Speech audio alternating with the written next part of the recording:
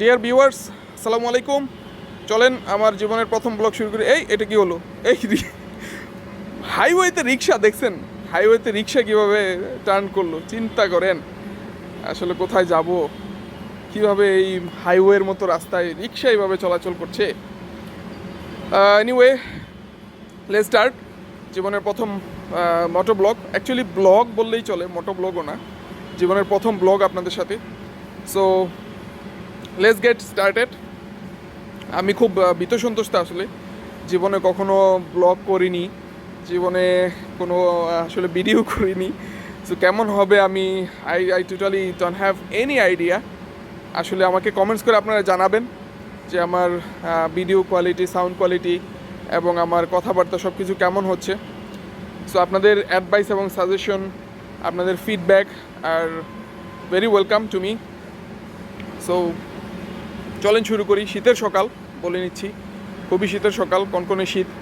সেইখান থেকে এই শীতের মধ্যে আপনাদের সাথে পথ চলার জন্য তৈরি হয়ে চলে আসলাম ঢাকা চট্টগ্রাম মহাসড়কে, হাইওয়েতে।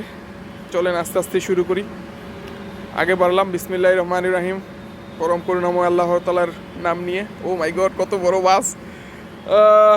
এমন হাইওয়েতে মোটরসাইকেল চালিয়েছি, বাট মোটরসাইকেলের পাশাপাশি ব্লগ কখনো করা হয়নি।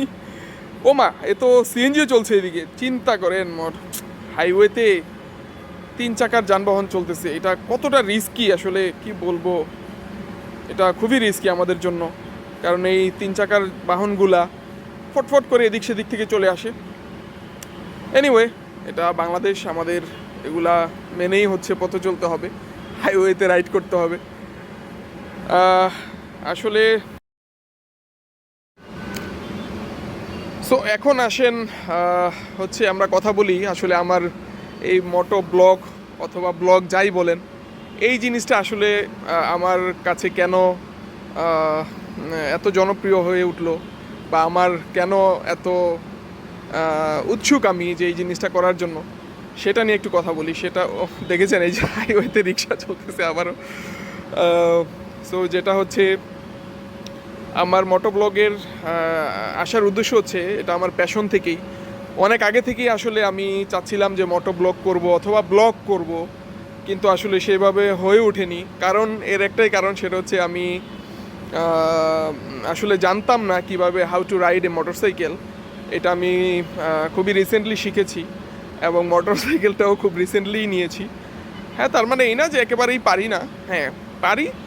এবং মোটরসাইকেল জার্নির সাথে সাথে মোটো ব্লগটা কখনো করিনি, সেই জন্য হচ্ছে একটু ভীতসন্ত্রস্ত এবং আপনাদের কাছে ক্ষমা প্রার্থী যদি আমার মোটো ব্লগ করতে করতে কখনো কোনো শব্দ অথবা কোনো কিছুতে যদি আপনারা কষ্ট পেয়ে থাকেন, অথবা আমার আনঅর্গানাইজড ওয়ার্ড যদি চলে আসে, তাহলে প্লিজ ক্ষমা সুন্দর দৃষ্টিতে দেখবেন। এবং ক্ষমা সুন্দর দৃষ্টিতে দেখলেই পরবর্তীতে হচ্ছে আমি আরও ব্লগ নিয়ে চলে আসবো ইনশাল্লাহ। এই যে দেখেন আরেকটা। তো যাই হোক, চলেন সামনে এগিয়ে যাই। সো এই যে মোটরসাইকেলে আসার যেই কারণটা, মোটরসাইকেলে আসার অনেক কারণ আছে। আমার মোটরসাইকেল চালানোটা শেখাটা, সেটা অনেক কারণ আছে। সেই সবগুলা কারণ থেকে আসলে আস্তে আস্তে ডিসকাস করব। এই সামনে একটা মোটরসাইকেল দেখতে পাচ্ছি, এটার আসলে চাকাতে মনে হচ্ছে কোনো সমস্যা আছে, দেখেন একটু। ওই যে ট্রাকের পিছনে 2 জন ভদ্রলোক, কি সুন্দর এই শীতে আসলে বসে বাতাসের মধ্যে যাচ্ছেন, তারপর তাদের মনে হয় মনে শান্তি আছেন। যাই হোক, তো যেটা বলছিলাম যে আসলে মোটো ব্লগটা অথবা আমার এই ব্লগিংটা, আমার আসলে প্রথমেই মোটো ব্লগটা আমার মনে ছিল না ওইভাবে। প্রথমে আমার ইচ্ছা ছিল যে আসলে আমি I will learn how to ride A motorcycle first, কারণ আমি কখনো তো সেইখান থেকে আসলে আজকে আমি খুবই খুশি আলহামদুলিল্লাহ যে আমি মোটরসাইকেল চালাচ্ছি এবং তার পাশাপাশি একটি ব্লগিংও করছি। এই দেখেন আবার উল্টা পাশ থেকে মনে হচ্ছে একটা কল আসছিল, কিন্তু আসলে না, কল আসে দেখেন উল্টা পাশ থেকে কীভাবে গাড়িগুলো আসতেছে। আসলে এইভাবে যদি উল্টা পাশ থেকে হাইওয়েতে গাড়ি আসে, তাও আবার 3 চাকার যানবাহন, আসলে খুবই তো ডেঞ্জারাস লাগে আমার কাছে। ওই যে দেখেন সামনে আরেকটা আছে, বা কী বলার আছে বলেন। আমাদের দেশে এই নিয়মটা যদিও সরকার বন্ধ করে দিয়েছেন, বাট আমরা জনগণ হিসেবে সেটাকে অ্যাকসেপ্ট করতে পারিনি।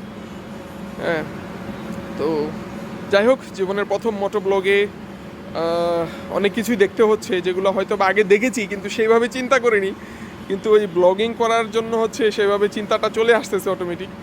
হ্যাঁ, তো সেইখান থেকে আপনাদের সাথে সব কিছু ডিসকাস করছি এখন।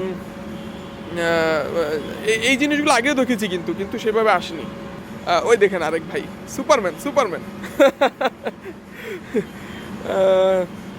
তো চলেন সামনে এগিয়ে যাই। তো আমি যেটা বলছিলাম আপনাদেরকে যে আমার মোটো ব্লগিংয়ে আসার মেইন কারণ হচ্ছে আমার প্যাশন ছিল এবং আমার ইচ্ছা ছিল যে আমি মোটরসাইকেল রাইড করব। তো মোটরসাইকেল যখন দেখলাম যে রাইড করতে পারছি আলহামদুলিল্লাহ, তখন মনের ভিতরে চলে আসলো যে আসলে why don't I start moto ব্লগিং দেন।